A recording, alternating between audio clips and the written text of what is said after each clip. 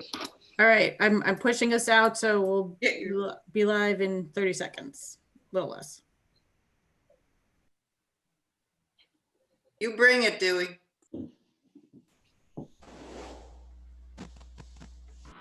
Okay, and we are live for the public session. Thank you. Welcome. This is a meeting of the Affordable Housing Trust Board. For the public, we convened in a public session at 4 p.m. We went into executive session immediately with the Board of Selectmen and the Housing Committee, and we have just exited executive session. And I would just note that under item 3 of our agenda, which is where we are, the trust has nothing to report on to the public as to what went on in the executive session. So I'm going to move to item 4 on our agenda. And I would note that we have a standing item on our agenda, trust and committee to receive an update on the COVID-19 related emergency housing needs and discuss possible participation of the trust in the Lower Cape Emergency Rental Assistance Program. And I've noted on our agenda possible vote to authorize the expenditure of CPA funds under the control of the Trust for Emergency Rental Assistance for residents of the town of Orleans. As you may remember, we've been doing this, had it on our agenda since July. We are working closely with Homeless Prevention Council, Hadley Luddy. I've talked with her in the last 2 days, and she has indicated to me that things are busy, but yet they do not need our participation in any emergency assistance. Now, I want to caution everybody that we do know that extra income terminated on the 31st of July. Many people here who may be eligible for this have been lucky enough to have summer employment. And we suspect that over the next month or two, we may have to activate this program. But at this point, there is nothing needed from us. And just to remind everybody, this program gets triggered when all other housing assistance programs have been exhausted for a particular family. And we're not at that stage yet. Any questions on that item? It will be back on the agenda next month. Okay, the next item is item 5. And last month we had a discussion of 2 help loan applications prepared and submitted by Kimberly Borgia, Director of Housing Programs and Strategic Initiatives at Hetch, who has been working with the town of Orleans for a number of years on our rehabilitation loan program. And Kimberly had a conflict at the last minute last time, so she is now free. And Kim, I'd like you to just help the trust members understand how this program works. And you have 2 applications that we would like to approve today so that we can begin to rehab 2 houses that need a lot of work. Welcome. Okay. Okay, so the Housing Emergency Loan Program we've had around for a while now. It is a emergency repair program for Orleans homeowners if they have failing roof, windows, siding, failed heating and hot water systems. The program does only pay if it is at fail. So we do have an inspector that goes out and makes sure that the home qualifies. Also, the homeowner needs to be income qualified through the HUD 80% low income limit. So we do an income qualification as well as a debt to value, meaning that their loans, including their mortgage and this particular lien and any other outstanding debt they have wouldn't exceed the value of the home. So we do an income assessment, housing assessment, and then we do the inspection of the property to make sure it's an eligible item that qualifies for the funding. After that, it moves into, we would close on the loan after we get all that certification and qualification and approval from the town. It is a lien that is placed on the property. It is on there in perpetuity until they sell or transfer the home. So we would sign the legal documentation, recorded at the Registry of Deeds, and as long as they remained in the home as their primary residence, the lien would stay active on there until they sold or transferred the property, and then the monies would go back to the town's affordable housing trust at that point. I think that's the basic gist of it. So I'd rather open it up for questions about the program in itself and have you guys ask me if you have any specific questions. Questions of Kim? Okay, it's been running for a long time, 5 or 6 years now. And the reason that it's now in the trust's hands is that it used to be a CPC funded program. There were 2 tranches for 50,000 and 75,000, as I remember. And some of you may remember that a year ago, we transferred those funds over to the trust. So it's now managed by the trust. And Kim has been under contract with us to do this. And my memory is correct. I think these 2 loans will not quite use up the original CPC money that was set aside. So No, actually, the one loan would complete the first CPC, and then it would activate the next round. Yeah, which is in our accounts anyway. So yeah. So Kim, you want to just explain the 2 loans that you have ready? Sure. So I have 2 applicants. One is a home that has completely failed electrics, which we don't see very often. They are basically the insurance company has said, don't get this fixed, we can't insure you. And it's obviously a code violation. The wiring in the whole home is, I want to say the house is from 1850 or something. It's original wiring. And they can't plug in one thing without tripping an entire half of the home. And, they're at the point they're afraid that it's a fire hazard at this point. So we have had an inspector go out as well as an electrician, and the home needs a new electrical panel as well as rewiring. We do have a bidding on that as well. So we're hoping to move this one forward. I don't have exact numbers. I apologize. I can pull the exact numbers up, but that's the first one is the electrical. And then the other one is a basic septic, a failed septic. So we have the bids for the engineering quote on that one. So we could move forward and replace the septic on that one. So as you can see, a lot of these loans end up, because they are, by the time we get them at an emergency state, they kind of need to be moved along in a timely fashion. So I'm hoping we can get approval and move forward for these. Thank you, Kim. Any questions from anybody here? This is an ongoing program. You'll see more of these as we go along, I'm sure. And Fetch does a lot of outreach, and when we find them, we deal with them and keep people in housing that's not safe. I had one question, Alan. I was hoping Kim could clarify. And I'm sorry if I missed it during the onset when she was describing the program. This loan is I'm sorry for the background noise. This loan is forgivable, or it requires it to be deed restricted? It's not forgivable. So it's just a lien that would be placed on the property in perpetuity until they sell or transfer the property, or they default on the loan. The only default that they would be able to have is if they moved out of it as a primary residence. Okay, thank you. I was for some reason under the impression it was forgivable after 15 years, but I appreciate not particular programs. We do have other similar programs in other towns that have adopted the 15-year forgivable loan, but this particular program, in the onset of the program, the town wanted the lien to be on there in perpetuity, so the funds would come back no matter what to the well, at the time it was the town, but now it would be the trust.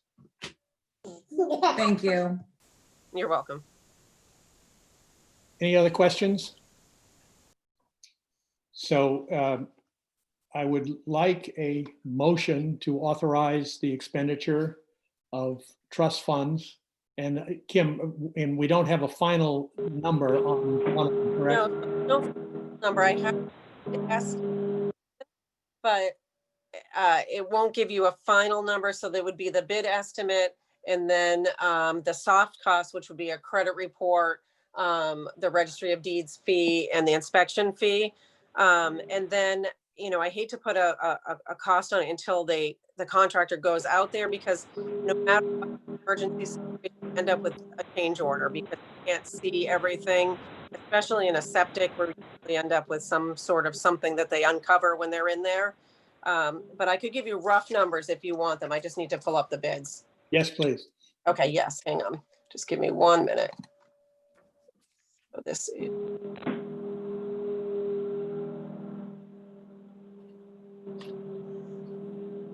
And I should have been more prepared. I had plenty of waiting on the phone to be more prepared. I was working on something else. Okay, I'm gonna pull up this one quick for it because I have this one right here. I'll pull this one up first.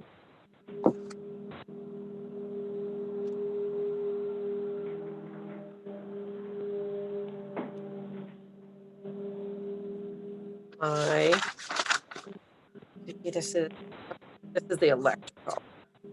So for some reason I'm not finding my bid, and you know what? I apologize. I'm working out of my home and the office, so let's see. Here we go. Okay, here we go. So for the so the electrical proposal is 19.8 for rewiring the existing fire hazards, the outlets, the GFI code required sockets, and hardwired smoke and carbon monoxide per code. So that one's 19.8, and then plus the soft cost on there. The soft costs run about right around 12.50 on there for the soft costs. So you're looking at roughly 21,050 for the Captain Doan's Way property.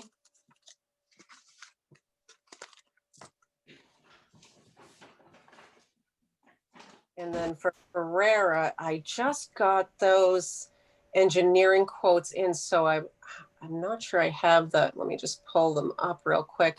All right, here we go. I was hoping to get another engineering quote in. I have one that I work with a lot that comes in.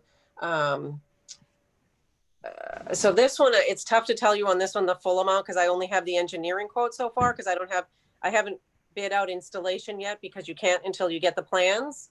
So all I'll have for you on the septic is just engineering. So is that something you want? I mean, this will be way lower than what the actual cost of the septic would be. So I'm not sure if you want me to give you that amount. So Kim, based on your experience, septic is what, $18,000 to $20,000 average? I don't know in this case, from what I'm seeing from the engineering, if it's going to go that high. It looks like a small, let me see how many rooms in the home. See. It's only 3 bedrooms, maybe 15 to 18. Okay. Taking plus the soft costs. Okay. So let me suggest that we vote to approve both these loans, subject to final authorization by George Meservey when the final numbers come in. So we don't wait a whole month to have to come back and do this. So if that would be acceptable, we can. That would be good. The way that some of the other towns that use the housing trust, I generally will go through and do the entire process all the way through construction. And then I send the final package that has all the bids and the numbers and the pictures, all the invoices, and the proof paid of the invoices. So pretty much a package, almost the same package that you would send to your finance director. That way the trust has the full scope of the picture of the project and the final numbers. So it's up to you as the town how you want to do it. You know, in this case, the being able to move forward would be fantastic. At least we get the process started, and then once the project is done, I can give you the complete numbers. But moving forward after this, it may be easier to come back to you guys with the full package, but that's up to you guys. Andrea? Would you, Mr. Chair, would you like a do not exceed number of 45,000 for the motion? Or do you want to not cap it? I think that will work, won't it, Kim? Yeah, I think we actually capped the program in the grant agreement at 25. 25 anyways, Yeah. per the property. Yeah. Okay. So why not a motion to approve both projects under the provisions of the program not to exceed $25,000 each? That's so moved, so moved. Second. Second? Any further discussion? Roll call. Alan, yes. Dewey? Yes. Henry? Yes. Ward? Yes. Katie? Yes. Okay, Alexis? Yes. And Andrea? Yes. All right, that passes 700. Thank you, Kim, and keep All us right. posted and bring in some more. I will. Thank you so much. Okay, let's go to item number 6, meeting with George Meservey. And for those of you that know, George is at a public hearing. I saw him on channel 18 when I came down to the living room. So he's not going to be with us. I'm going to give you a very brief update on the 4 items that we had on the agenda. First, we have an item A, discussion neighborhood outreach meeting with neighbors at 107 Main Street. We all participated in that meeting, and George has received 5 written responses so far. They hit on most of the issues that we had heard, and I would say in some, less density, less volume, concern about access off of Quail Hill Road, which I think we knew, and lighting, trash, and other things like that. So they're all things that we heard, we've talked about ourselves, and as we move ahead, we will deal with those issues. And George will summarize them for our next get-together. I think that we need to probably have a second workshop session after we get those so that we can bring the neighbors in again and try and hone in on the kinds of things that can happen on that site. So George and I will work to put together another time that we can get together, not be a regular meeting, but a special workshop meeting. So that's where we are on that. The draft RFP is still on George's desk. And as we progress to put together the details to deal with neighborhood concerns, we will put them in the RFP to make sure that we state to the public developers that these are the things that we'll accept and won't accept. Any questions on that? Yeah, Alan, Yeah. was the housing plan shared with them? The long range plan done by the committee? I can't tell you that, Henry. George handled it, and George just got back from 2 weeks vacation, so I can't tell you that. I think I just think it's important that not only we educate them, but we market to them, because they were all in different places yes. of knowledge, some elementary and some much more sophisticated. Understand. We will continue to work with them. Third item, habitat. If you've been by the site, the foundation is in. Grading has taken place, and one of the great things is they have been very selective in removing trees on a heavily treed lot. So that house does not sit on the street as a new tooth. It's set back very nicely. And I can't give you the date for the raising, but that will be coming up fairly soon. And finally, the renovations at Unit 15 are on 24 Old Colony are finished, and the Housing Authority and George would like to go out and advertise for a potential tenant. In this case, because it's our own money, we can be selective and have a local preference.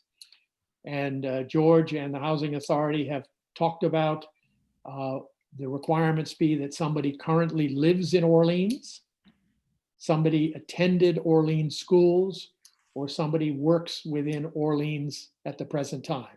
Those would be the three criteria that would be used to try and find a tenant for that 2-bedroom apartment. Anybody have an objection with that approach? Alan, so that you said the housing authority, how are they gonna pick? Is it gonna be first come, first serve, or? No, they'll have a advertise and it will actually probably end up being a kind of lottery. Okay, thanks. All right, then financial report, it just came in. I will tell you that our balance unencumbered is $1,094,924.78. The only expenses that we've had since the last report was the painting and some other work at 24, and our condo fees for the next year have been paid. Now, we received a request that there is a petition article that has been submitted to the town meeting warrant. And I received a request from the petitioners, and the warrant article says the following. To see if the town will vote to raise and appropriate, borrow, and or transfer from available funds the sum of, this says $75,000, but I noticed that the warrant spreadsheet has 100, so I can't tell you which is which, or any other sum for the purpose of funding a feasibility study for the purchasing existing property or renovating current town property for the construction of a community center, including all expenses incidental and rated thereto, and then other things that don't relate. So there was a request to see if the trust wanted to support that request. And I put it on the agenda to discuss it and see if it was something that the trust wanted to take a position on at this time. Any thoughts? Alan? Yes, Dewey. I believe that we're in a position where we're gonna be calling balls and strikes relative to the end use of the building. So I think at this point in time, we should be neutral and courteously decline to comment upon it because of that fact. I agree with what Dewey was just saying. This, I mean, we are focused on housing, and yes, a community center may incentivize people to move here, but I don't see the direct correlation enough for us to take a position. Any other comments? Okay, I think we're in a position, as Alexis and Dewey have just said, we want to avoid conflict. We may get involved in this later in some way. So, okay, I don't think a vote is necessary. I will communicate with Kyle Woodby on this. The minutes we'll have to hold for a future meeting because our recording secretary is moving, and I think her laptop is in a box somewhere between houses. So, and while on that subject, Denise is going to have difficulty meeting our meeting time at 4 o'clock as long as we continue to work remotely. And she asked if we could extend or delay the time until at least 4:30 because her work time ends at her job and then she has to race home to join in on a Zoom meeting. So would anybody have any problem if we delay the start of our meeting till 4:30? Andrea? Alan, just another note that the planning board right now is also meeting at 4 o'clock. And they're dealing with issues that the Housing Trust should be, I mean, like I have a conflict in terms of attending both meetings. So wayfinding, there's some community impacts and planning that it would be nice if we, I don't know how to straighten that out, maybe a call with George and getting Chip and you together. So I just want to tell you that a year ago, we blocked out 4 and 4:30 on these Tuesdays because the planning board met in the evening. And so the planning board is now encroached on our time. So we'll have a good conversation about that. And so I will have that conversation, but I trust that 4:30 will work for us if we can grab it. Okay. Okay. This has been a long time, everybody. Thank you for hanging in here. Our next regular meeting is October 20th. But I think from some earlier discussions, you will probably hear from me about another meeting at some time between now and then, or maybe two of them actually, because we want to have our meeting with the neighbors at 107 as well. So we will keep you posted, and we'll continue to work at this time slot as long as we can. All right. I want to thank you all, committee and trust members who were with us. The discussion we had in private was very, very helpful, I think, to all of us. Complicated, and the ideas that were brought forward make a big difference. So with that, I would accept a motion to adjourn. So moved. Andrea, Ooh. second by Dewey. Alan, yes. Dewey, Yes. Matt is not here. Ward, Yes. Alexis, Yes. Henry, Yes. Andrea, Yes. and Katie. Yes. Thank you. We stand adjourned at 6:09. Thank you again.